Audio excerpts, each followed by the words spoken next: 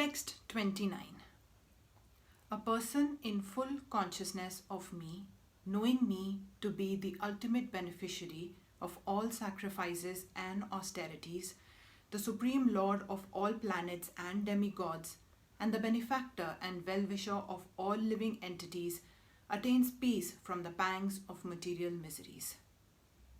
The conditioned souls within the clutches of illusionary energy are all anxious to attain peace in the material world. But they do not know the formula for peace, which is explained in this part of the Bhagavad-Gita. The greatest peace formula is simply this: Lord Kṛṣṇa is the beneficiary in all human activities.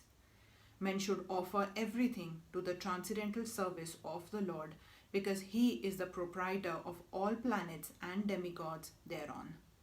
No one is greater than He. He is greater than the greatest of the demigods, Lord Shiva and Lord Brahma.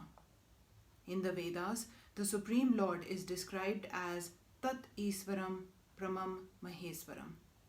Under the spell of illusion, living entities are trying to be lords of all they survey, but actually they are dominated by the material energy of the Lord. The Lord is the master of material nature, and the conditioned souls are under the stringent rules of material nature. Unless one understands these bare facts, it is not possible to achieve peace in the world either individually or collectively. This is the sense of Kṛṣṇa consciousness. Lord Kṛṣṇa is the supreme predominator, and all living entities, including the great demigods, are His subordinates. One can attain perfect peace only in complete Kṛṣṇa consciousness. This 5th chapter is a practical explanation of Kṛṣṇa consciousness, generally known as Karma Yoga. The question of mental speculation as to how Karma Yoga can give liberation is answered herewith. To work in Kṛṣṇa consciousness is to work with the complete knowledge of the Lord as the predominator. Such work is not different from transcendental knowledge. Direct Kṛṣṇa consciousness is Bhakti Yoga, and Jnana Yoga is a path leading to Bhakti Yoga. Kṛṣṇa consciousness means to work in full knowledge of one's relationship with the Supreme Absolute, and the perfection of this consciousness is full knowledge of Kṛṣṇa, or the Supreme Personality of Godhead. A pure soul is the eternal servant of God as his fragmental part and parcel. He comes into contact with Maya, or illusion, due to the desire to lord it over Maya, and that is the cause of his many sufferings. As long as he is in contact with matter, he has to execute work in terms of material necessities.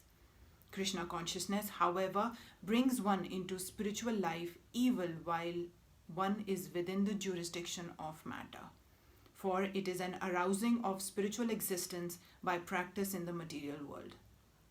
The more one is advanced, the more he is freed from the clutches of matter. The Lord is not partial towards anyone. Everything depends on one's practical performance of duties in Kṛṣṇa consciousness, which helps one control the senses in every respect and conquer the influence of desire and anger. And one who stands fast in Kṛṣṇa consciousness, controlling the above-mentioned passions, remains factually in the transcendental stage, or Brahma Nirvana.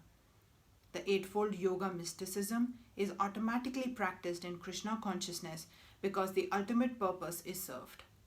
There is a gradual process of elevation in the practice of yama, niyama, asana, pranayama, pratyahara, dharana, dhyana, and samadhi.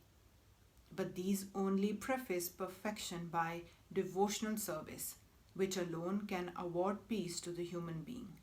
It is the highest perfection of life.